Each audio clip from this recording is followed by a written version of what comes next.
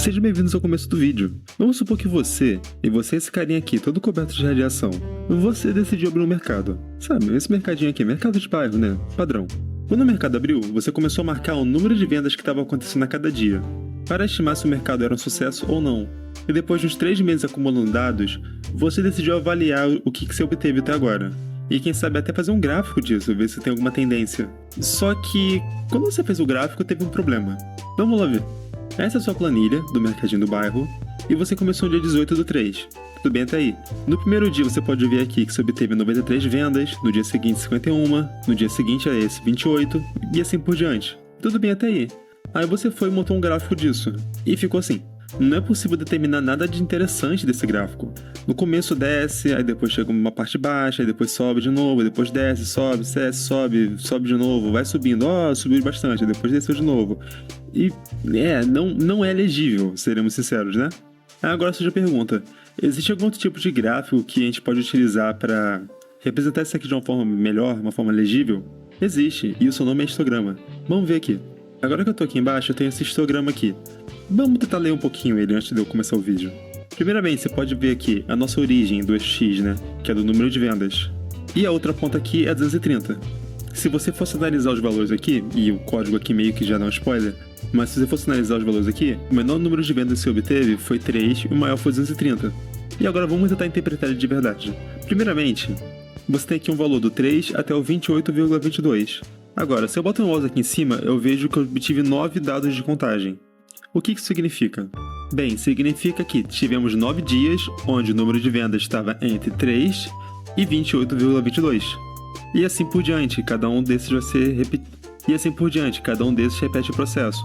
Mas isso aqui já pode afirmar algumas coisas. E uma coisa meio monótona, que o número de venda desses intervalos aqui são bem semelhantes entre si.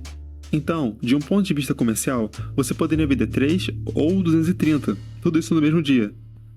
As suas vendas são bem consistentes. Mas vamos dar sequência pro vídeo, né? Sejam bem-vindos de volta a Conhecimentos para Experimentos. Eu sou seu apresentador e monitor, Matheus. E essa é a minha terceira vez gravando esse vídeo. Vamos lá. Como hoje deve ter ficado um pouco óbvio, a aula de hoje é sobre histograma. Mas antes de a gente começar, eu quero deixar uma coisa bem clara, né? Para essa aula de hoje, eu vou estar assumindo que vocês viram a primeira aula oficial da saga, né? A aula que a gente fez um gráfico em papel milimetrado. Claro, eu não vou usar todos os conhecimentos daquela aula, pois afinal foi uma aula de quase 1 hora. Só que tem coisa ali que eu vou estar utilizando. E pelo menos a lógica, a ideia dos elementos do gráfico, eu vou estar me baseando bastante nisso. Sem mais delongas, vamos começar a aula oficialmente, né? Hoje a gente vai aprender o que são histogramas, quando que você tem que utilizar um histograma e vai fazer um histograma, né?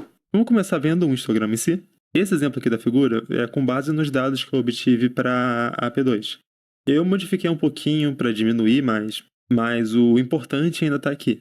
Esse aqui é um gráfico bem bonito, inclusive, já que eu fiz ele de forma digital. Mas o ponto não é esse, o ponto é... Aqui embaixo, a gente tem aqui o nosso intervalo de tempo, o nosso eixo X, e aqui em cima, né, no eixo Y, a gente tem o número de ocorrências. E o histograma essencialmente se baseia nisso. Ele te dá uma condição aqui embaixo, né, o intervalo de tempo, e ficou retinho. E você vai encaixar uma quantidade aleatória de dados, eu não sei o que vai ser exatamente, nesse caso aqui foi o intervalo de tempo que eu obtive de alguma coisa. Acho que foi do pêndulo, não me lembro agora. Mas você vai ver os dados que se encaixam nesse contexto aqui. Mas como que a gente lê isso? Nesse intervalo aqui do 1,31 até 1,36, o que aconteceu foi o seguinte. Você teve 3 dados que estavam dentro desse intervalo aqui. Esses quadradinhos, esses retângulos, né? Eles têm um nome, a gente já vai chegar nisso. Por agora eu vou falar só como se fossem quadradinhos e vou fingir que eu não sei. Enfim, de volta ao assunto. Nos intervalos seguintes, né? Do 1,36 ao 1,42 e do 1,42 até 1,47, esses dois carinhas aqui, eles têm 6 ocorrências. Então, o que aconteceu foi o seguinte. Eu obtive 6 dados que estavam dentro desse intervalo e 6 dados que estavam dentro desse intervalo. Tudo bem? Aqui no 1,47 até 1,53, eu obtive 12 dados. Então, esse aqui é o maiorzão. Você pode ver isso visualmente, né? Ele é o maior de todos. Beleza? E para terminar, do 1,53 até 1,58, eu obtive só 9. Batendo o olho, o que você pode concluir é o seguinte. O 1,31 até o 1,36, ele foi raro, né? Seremos sinceros, ele foi bem raro. Então, num cenário ideal, né, o que você poderia concluir é o seguinte. Esse cara aqui provavelmente foi um erro. Isso aqui foi provavelmente um erro de medida. Então, ele não deveria estar acontecendo. Pode ignorar, por assim dizer, né? E, se você está fazendo a medida certa, né? E eu sempre estou me baseando no fato de que essas medidas estão certas. Eu não me lembro. Eu acho que tá, né? Mas, assumindo que as medidas estão certas e tudo tá tudo certinho, esse carinha aqui é provavelmente o cara que a gente estava procurando. O nosso valor teórico, se essa medida estiver tudo certa, vai estar aqui dentro. Beleza? E o resto se trata de erro aleatório. Beleza? Até o fim da aula, a gente vai conseguir criar um gráfico que seja isso aqui. E você consegue interpretar os dados dessa mesma forma, ou de forma semelhante. Depende de cada contexto, obviamente, né? Mas, vamos dar sequência. A primeira coisa que eu quero falar um pouquinho é esse número de ocorrências. O número de ocorrências é um dado de contagem. É esse carinha aqui, né? Dado de contagem. Dados de contagens são semelhantes, mas não são bem as unidades que estamos acostumados. Você está acostumado com coisas tipo metro, quilograma, mililitro, coisas que você vê no seu dia a dia ou que você vê no cenário de física experimental. A contagem, ela não é bem uma unidade, mas ela também não é uma não unidade. Ela é algo que acontece e não tem um símbolo convencional. Por exemplo, toda vez que eu falo uma quantidade de alguma coisa, por exemplo, eu tenho 5 maçãs e meu amigo tem, sei lá, 5 Playstations. Eu e ele temos a mesma quantidade de alguma coisa. E para contagem é isso que importa, é o valor, é esse valor, é o 5. Claro, são 5 coisas completamente diferentes. Eu tenho 5 maçãs e tenho 5 Playstations, são 2 universos diferentes, mas numericamente falando, os dois são 5. Então, de qualquer modo, no histograma, a gente vai trabalhar com essa ideia de número de ocorrências. Agora a gente vai ver a parte que, na minha opinião pelo menos, é a mais importante. Os bins são os retângulozinhos que você viu anteriormente. Vamos subir de novo para ter uma ideia, né? Eu limpei a bagunça que estava aqui, e aqui a gente consegue ver mais claramente o que são os bins. Então tá, cada um desses retângulos tem o nome de bin, ok, tudo bem até aí. Mas você não sabe qual é o número de bins que você precisa ter para um certo conjunto de dados. E de fato, a um primeiro olhar, isso pode parecer muito subjetivo. Felizmente, existe uma regrinha para nos guiar. Vamos voltar para lá. Estamos de volta aqui. O nosso objetivo é encontrar um número ideal de bins para que o nosso gráfico tenha uma aparência legal. E aqui embaixo você pode ver a fórmula e perceber que não é amedrontador. Ok, mas tem um detalhezinho mínimo que eu não expliquei. Aqui, como você pode ver, está só escrito raiz de n. Então, por exemplo, vamos supor que você tenha 40 dados. Você tirou 40 medidas de alguma coisa, não sei o que exatamente, não importa. E agora, você quer definir o número de bins que seu gráfico vai ter. Aí você começa a fazer sua conta, né? A raiz de 40... Bem, isso aqui é igual a 6,32. Eu não sei você, mas eu acho que está um pouco além de mim desenhar a vírgula 32 de uma caixinha que guarda dados. Então eu vou te sugerir uma correção, que é a convenção para isso. Ao invés de você trabalhar somente com essa raiz de n, a gente vai incrementar ela um pouco. Deixa eu apagar aqui. Você vai fazer o seguinte, isso e isso. Beleza. Eu sei que parece que eu desenho umas barrinhas sem sentido, mas eu te prometo que isso daqui é bem importante. Essas barrinhas que eu desenhei aqui, elas dizem, matematicamente, né, que você vai arredondar o valor daqui para o próximo inteiro. Bem, como assim próximo inteiro? Vou mostrar aqui de uma forma um pouco mais prática. Vamos botar aqui, por exemplo, da esquerda, né? O que a gente vai fazer é o seguinte. A gente teve aqui 6,32, né? Deixa eu até botar um tracinho aqui que tá difícil de enxergar. 6,32. E agora? Se você fosse arredondar para o inteiro mais próximo, você ia obter 6, né? O bin, ele não é um cara contente com isso. Ele sempre quer o maior possível. Então, ao invés de você arredondar para 6, você ia arredondar para o próximo inteiro. Então, ao invés de 6, você ia obter 7. Deixa eu apagar esse 6 aqui, vou botar um 7 no seu lugar. Ou seja, quando você fosse fazer o seu gráfico de histograma com 40 dados, você na verdade ia ter 7 bins. Ah, e se eu tivesse, por exemplo, deixa eu pensar aqui, 101 dados. Vamos botar aqui. Raiz de 101. Eu não sei qual que é o valor da raiz 121, não me importa. A questão é, eu sei que ele é muito próximo de 100. E a raiz de 100 eu sei que é 10. Ou seja, eu poderia assumir que isso aqui é um valor muito próximo de 10. Só que, para o bin, eu estou interessado no próximo valor. Então, aqui vai ser 11, na verdade. Beleza? Então, toda vez que você for obter um bin, você vai arredondar ele para cima. É bem possível que eu me confunda nisso em alguma parte do vídeo e eu fale errado. Então, ignora, é sempre para cima. Você pode conferir isso também no documento que eu vou anexar junto a esse vídeo. Um documento semelhante ao do papel milimetrado, certo? Agora vamos para a próxima seção. Na parte matemática, a gente vai fazer uma regra de 3. Novidade. Toda vez que a gente estiver fazendo essas conversões do mundo matemático da coisa para o mundo real do papel, a gente sempre trabalha com uma regra de 3 ou outra, porque você está fazendo uma conversão de escala. Essa foi uma ideia que eu transmiti no outro vídeo, mas, enfim, vamos dando sequência. A contagem atual, ela vai ser a nossa variável. Então, toda vez que você for fazer um novo valor, você vai mudar a variável. A contagem máxima, ela será o seu valor, bem, máximo. Ela será o seu maior valor possível, tanto da contagem, que seria o eixo Y, quanto do eixo X. Eu não sei qual vai ser ainda, na verdade. O tamanho do papel é, bem, autodescritivo, é o tamanho do seu papel em si. Então, no seu papel, por exemplo, se você fizer com ele na vertical, o teu eixo Y geralmente vai ter 28 centímetros.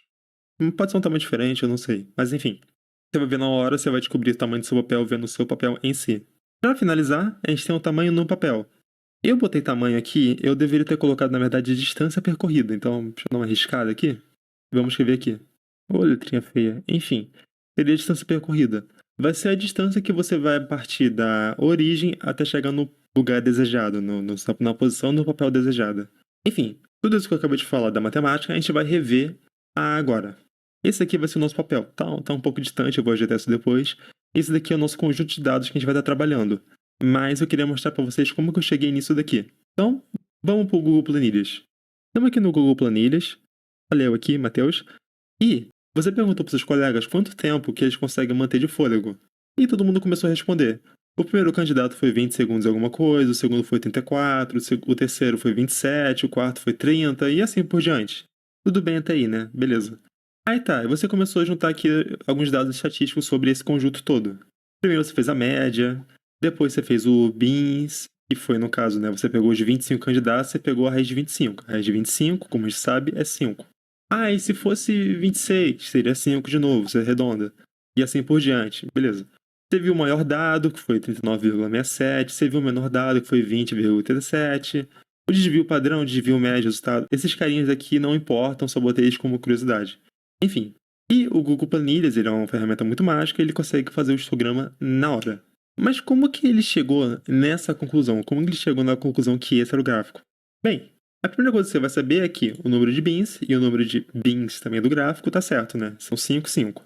Mas como que ele sabe que ficou assim? Como que ele sabe que o primeiro gráfico, o primeiro bin ia do 20 até o 24, depois do 24 até o 28 e assim por diante? Bem, até que é simples. Você vai analisar qual que é o seu maior dado e qual que é o seu menor dado. Nesse caso aqui, o meu menor dado era 20,87 e o meu maior dado era 39,63. Se eu não gostasse desses dados, sei lá, eu achei ele muito feio. Eu aperto um J aqui, mudou. É porque essa planilha é dinâmica, mas isso não vem ao caso. O ponto é só com o maior e o menor que você pode começar a pensar sobre o histograma. Beleza. Tem um maior, tem um menor. E agora, o que eu faço? Bem, você faz o seguinte. Você vai pegar esse maior e você vai subtrair ele pelo menor. Mas não diretamente, você pode ver que aqui ele fez um pouquinho de manipulação. Ele deu uma arredondada para ficar um pouco mais bonito. E eu recomendo que você faça isso. De volta ao assunto, o que você vai fazer é o seguinte. Você vai pegar esse maiorzinho e você vai diminuir ele pelo menor. Vamos fazer isso aqui lá no papel. Vem aqui, bota 40 menos 20. Isso aqui é igual a 20. Ok, e agora o que eu faço? Bem, talvez você já tenha percebido, mas você vai fazer o seguinte. Agora que você obteve esse deltazinho, essa diferença, você vai dividir pelo número de bins. Então, eu vou voltar para cá, vou pegar esse 20 e vou dividir ele por 5. 20 dividido por 5 dá 4. Então, o que vai acontecer é o seguinte.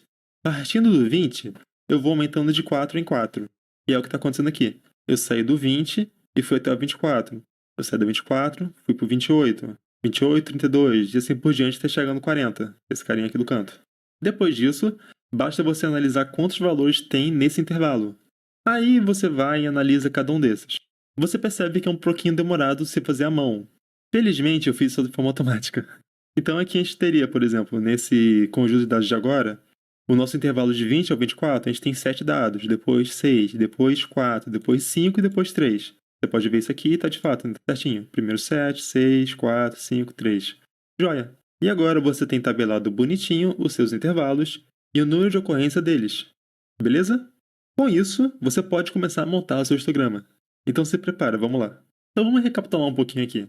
Esses dados aqui são um pouco diferentes dos dados de agora, mas não importa, a gente vai trabalhar com eles mesmo assim. Vamos começar a montar esse gráfico. A primeira coisa que eu tenho que lembrar para vocês é o seguinte. Esse papel aqui é aquele papel padrão de antes, então não mudou nada. Aqui você ainda tem 16 centímetros na horizontal e 12 na vertical. Antes da gente começar, eu queria dar um aviso relativamente importante. Primeira coisa é o seguinte. O histograma, ele geralmente ocupa a sua folha toda. E você sabe que o gráfico ele tem que ter alguns elementos que não tem que estar dentro do papel. Se a gente retornar lá para cima, você tá vendo que aqui o histograma ele tinha um título, né? Então, a gente vai deixar um espaço no nosso papel para justamente um título. Para fazer isso, eu recomendaria que você desse um espaço no vertical de 2 quadradinhos, que nem eu estou fazendo aqui. Não só isso, mas eu também vou aproveitar e fazer o seguinte. E isso foi algo que eu descobri fazendo um teste. Mas a questão é, em vez de eu utilizar o espaço horizontal todo do papel, eu vou usar só 15 centímetros ao invés de 16, né? Então, vou parar aqui. Então, um pouco antes, o aplicativo está de mal comigo, mas deu para entender, né? Você não vai usar o papel todo. Então só para recapitular, a nossa nova área será isso aqui tudo. Oh, que bonito. Vamos dar sequência. Deixa eu apagar essas carinhas aqui. Uma outra coisa que eu vou falar também é o seguinte. O histograma, ele geralmente fica um pouco mais bonito se você fizer com o seu papel na horizontal. Que nem eu tô fazendo aqui, o papel deitado. No meu caso, é porque eu tô no computador e eu tenho que fazer um vídeo para vocês. Enfim, vamos começar a fazer matemática, né? A gente tem aqui duas sequências de dados, todas na horizontal. Tem essa primeira e essa segunda aqui. O que dá para concluir é o seguinte. Eu já vou adiantar para vocês que isso aqui deveria estar na vertical, né? Mas tudo bem. É que é o seguinte. Esse cara aqui de cima, ele vai ser o nosso eixo X. Esse cara aqui de baixo vai ser o nosso eixo Y. Beleza? E eu recomendo vocês começarem pelo eixo X. Vamos lá. Como eu disse anteriormente, os nossos dados eles vão começar do 20, essa seria a nossa origem, e vão terminar no 40. E não só isso, mas eles vão aumentando de 4 em 4. Como isso é consistente, né? Todos os têm uma distância de 4. Se eu souber quanto que vale 4 segundos no papel, né? Em centímetros, eu posso fazer isso direto. Eu posso fazer essa conta direto. Então, vamos fazer a matemática. Vou começar aqui. Você vai ter o que primeiro aqui, então? Aqui na parte de baixo a gente vai ter 20. Eu já desloquei a origem, né? Eu já subtraí por 20 aqui, mas aqui no caso surge do 40 menos 20, né? Foi o que a gente fez anteriormente lá. Deixa eu apagar esse carinha aqui, senão vai confundir. Vou botar igual aqui. O papel na horizontal eu vou até 15 ao invés de 16 centímetros. Vou botar uma divisão aqui. Eu vou botar o x é a nossa incógnita, é o valor que a gente quer descobrir. E aqui na parte de cima dessa fração eu vou botar o quê? Eu vou botar 24 menos 20. Então tá, temos aqui nossa conta feita. Quase, né? Tem que fazer matemática, mas temos aqui a nossa conta armada. Agora basta você começar a fazer ela. 24 menos 20, isso aqui vai dar 4, né? Então, a gente vai ter o quê? 4. Eu já vou jogar esse 15 aqui, né? Eu vou jogar ele pro outro lado logo. Então, 4 vezes 15 dividido por 20. E isso aqui é igual a x. 4 vezes 15 dá 60. 60 dividido por 20 dá 3. Então, eu sei que o x vai ser igual a 3 centímetros. Ou seja, toda vez que eu andar 3 centímetros, eu vou ter um bin novo, eu vou ter uma divisão nova. Então, eu vou começar a marcar aqui. 1, 2, 3, então vou ter um bin aqui. 1, 2, 3, vou ter um bin aqui. 1, 2, 3, vou ter um bin aqui. 1, 2, 3, vou ter um bin aqui. 1, 2, 3, vou ter um bin aqui. Só para facilitar minha vida, eu vou colocar logo a legenda do eixo. Então vamos botar aqui 20, 24, 28, 32, 36, 40. Eu lembrei que eu posso dar zoom agora. Beleza, temos aqui a nossa legenda dos eixos. E não só isso, mas também temos a divisão de cada um aqui. Vamos agora fazer a altura, né? Só para lembrar, as alturas vão ser 6, 5, 4, 7 e 3. A maior altura, como você pode ter assumido, vai ser o 7, né? Então, o que a gente vai ter é o seguinte. Começando a montar a conta, a gente vai ter aqui o quê? 7 é igual a 10, em cima vai ter um x. E aqui a gente vai ter os dados de nossa variável. Vamos começar com 6, que é o primeiro, né? Então agora é só manipular. Você pega esse 10 e ele vai multiplicar o 6, então vai ter 60 dividido por 7 é igual a x. Beleza? Isso daqui vai dar um valor quebrado, eu não vou fazer a conta de cabeça, muito obrigado. Mas, se você pega a sua calculadorazinha, você vai ver que isso aqui vai dar 8,57. Ah, e 8,57 o quê? 57 divisões ou centímetros. Eu vou botar cm nesse. Agora, basta você ir para o seu papel e começar a marcar. Antes de eu fazer isso, eu vou fazer logo as outras contas. Vamos subir aqui. Vamos ver. Temos também o 5, o 4 e o 3. Beleza, eu vou começar a fazer as contas aqui então. 50 dividido por 7 é igual a x, que é igual a 7,14. cm também. Vamos de novo. 40 dividido por 7 é igual a x, que é igual a 5,71 cm. E para finalizar, 30 dividido por 7 é igual a x, que é igual a 4,29 cm. Ué, Matheus, por que você não fez com 7? O 7 vai dar 10. Você pode fazer, eu não vou fazer. Até porque acabou o espaço. Vamos subir aqui e a gente vai começar a marcar esses. O primeiro carinha vai ser 8,57. Lembrando que o primeiro carinha aqui é o 6, né? Então, vamos marcar aqui no 8,57. 1, 2, 3, 4, 5, 6, 7, 8. 5, 7 vai estar por aqui, né? Então, parou aqui. O segundo vai ser 5, então vou aqui para baixo, vou procurar o 5. O 5 está no 7, 14, então vamos para cá. 7, 14 vai estar por aqui, né? Eu vou arrastando até chegar no meu ponto de interesse. Beleza? Parou? O terceiro é 4, então vou ver aqui onde 4 fica. 40 sobre 7, tá aqui. 5, 7, 1. Vamos contar de novo. 1, 2, 3, 4, 5, 7, 1 vai estar por aqui. Vou até a beirada. Parou? O próximo, né, o 32 até o 36, ele é o 7. Então, eu sei que vai ser em 10 centímetros. Já posso vir aqui direto, vou marcar aqui do 10. Ops, não foi? Vou marcar aqui o 10 até o ponto certinho, que não tá querendo ir. Que sofrimento. Eu tentei. Vai sobrar um pouquinho, depois eu ajeito isso. E, para finalizar, né, a gente tem o nosso dado do 36 até o 40. São só 3. Então, vou vir aqui embaixo, 4,29. Vou marcar aqui do 4,29. 1, 2, 3, 4. Então vai estar por aqui, até aqui. Terminamos. Agora, basta você preencher esses carinhas, né? Então, o que você vai fazer vai ser o seguinte. Esse risquinho aqui é para me guiar, eu vou apagar ele. Eu vou pegar meu lápis e vou começar a traçar. Pegou até esse carinha aqui, pronto. Repito o processo, apago o tracinho, isso tá para me guiar. Começa a traçar, parou. Repito o processo, apago, começa a traçar, vai subindo, parou. Vamos de novo, apago aqui, começa a traçar. Tracei antes demais. Pronto, não. Foi. Venho até aqui. Por que não tá querendo ficar ali? Não sei. E, só pra finalizar, apago esse carinha aqui. Vou até aqui e parou. Beleza. Agora, você concorda comigo que a gente tá esquecendo de alguma coisa? Sim, você tá esquecendo. Você não colocou a descrição aqui, né? A gente vai fazer isso agora. Mas você consegue ver como já ficou com cara de histograma? Com as barrinhas, tudo certinho? Pro eixo vertical, a gente vai fazer o seguinte. Você talvez se lembre que no gráfico de papel milimetrado, né, no gráfico convencional, a gente fazia o seguinte. Você marcava a descrição do valor a cada 2, 3, 4 centímetros, que seja. Mas era em função do centímetro, era em função do quanto você está mandando fisicamente no papel. No gráfico de histograma, você vai fazer diferente. Você vai marcar, por exemplo, a cada 2 contagens, a cada 4 contagens, a cada 5 contagens, 6 contagens, não sei. Mas você vai marcar em função das contagens que você está andando. Nesse caso aqui, nesse papel, eu vou escolher marcar a cada 2 contagens. Então, vamos de volta lá para baixo, vamos fazer uma conta nova. Eu vou apagar esse carinha aqui do 30. Então, queridos, eu estava percebendo um detalhe aqui bem importante. Eu não expliquei essa parte. Deixa eu resolver isso. Então, o que aconteceu ali foi o seguinte, eu só botei um 20 e não expliquei muito bem de onde esse 20 saiu. O que eu fiz foi o seguinte, eu queria marcar a cada 2 contagens, né? Então, voltando àquela fração de antes, eu tinha um 2, estava dividido por 7, né? Aquela conta de antes, isso aqui era igual ao x, que é a nossa incógnita, a gente queria descobrir. Isso aqui estava por 10. Aí o que eu fiz foi, eu peguei esse 10, joguei ele para esse lado aqui, e fiz a conta normal. Aí por isso que teve 20 no final, né? Foi 20 dividido por 7. É só que eu não expliquei isso. Perdão.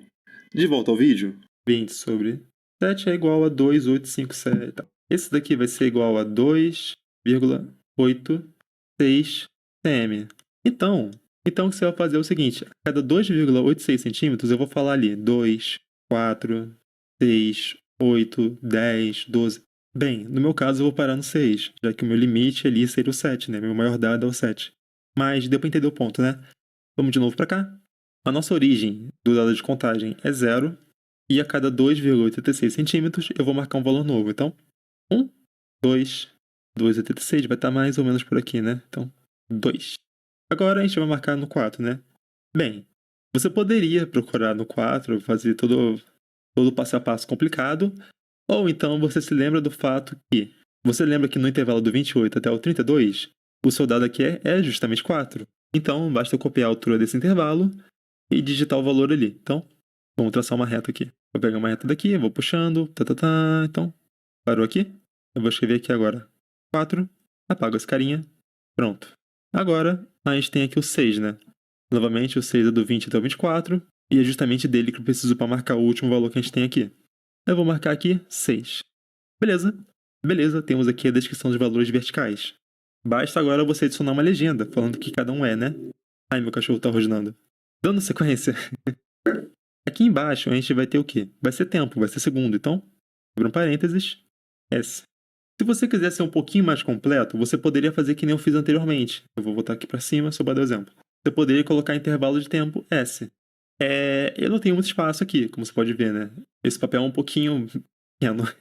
Se você quiser no seu, você poderia escrever isso. Voltando ao assunto, e aqui no eixo vertical você escreveria ocorrências. Só que, como você pode ver, ocorrência também é uma palavra muito grande. Então eu só vou botar oco. Sinto muito. Finge que aqui é ocorrências, por favor. Temos aqui então a descrição dos nossos eixos. E só para lembrar um pouquinho, grandeza de contagem, que é, no caso, ocorrências, né? Eles não têm um símbolo curto, que nem S para os segundos. Então você realmente teria que botar só ocorrências, não tem como fugir disso. Beleza. O que falta pra gente terminar o nosso gráfico? Falta o título, e você poderia fazer uma coisa que eu acho que fica bem mais legal pro seu gráfico. Você poderia pintar os seus bins. Tem dois motivos para você fazer isso. Primeiramente, quando você for colocar ele no Google Docs, no seu relatório, vai ser um pouquinho difícil de você enxergar o que você colocou ali. Então eu recomendo você pintar para ficar um pouco mais claro o tamanho dos seus bins. E é o que eu vou fazer aqui. Beleza, tá pintado. E agora basta adicionar um título, certo? Vamos adicionar um título, então. Se você esqueceu sobre o que é esse histograma, a gente pode voltar aqui para o Google Planilhas. E aqui no Google Planilhas está escrito aqui, histograma do tempo de fôlego. Vamos botar aqui então, histograma do tempo de fôlego. Fôlego tem acento. Beleza. Uma coisa que eu acho legal você colocar embaixo do seu título é um subtítulozinho falando sobre os seus eixos. O que a gente tem no nosso eixo X? Vamos lembrar aqui, a gente tem o tempo. Tempo, S. Aí agora eu boto um X, ocorrências, já que o nosso eixo Y é o número de ocorrências. Vamos deixar ele um pouquinho mais bonito, vou diminuir. Pronto.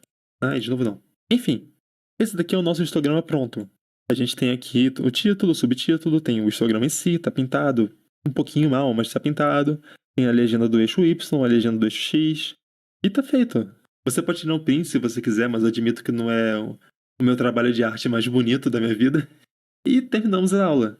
Eu espero que tenha dado pra entender. Esse vídeo foi minha terceira vez gravando ele, porque as outras 2 vezes deu problema. E com isso, eu espero que você consiga criar um histograma em casa. Em caso de dúvida, vocês podem ir para a monitoria. E até logo. Eu espero encontrá-los em outro vídeo da saga. Tchau, tchau!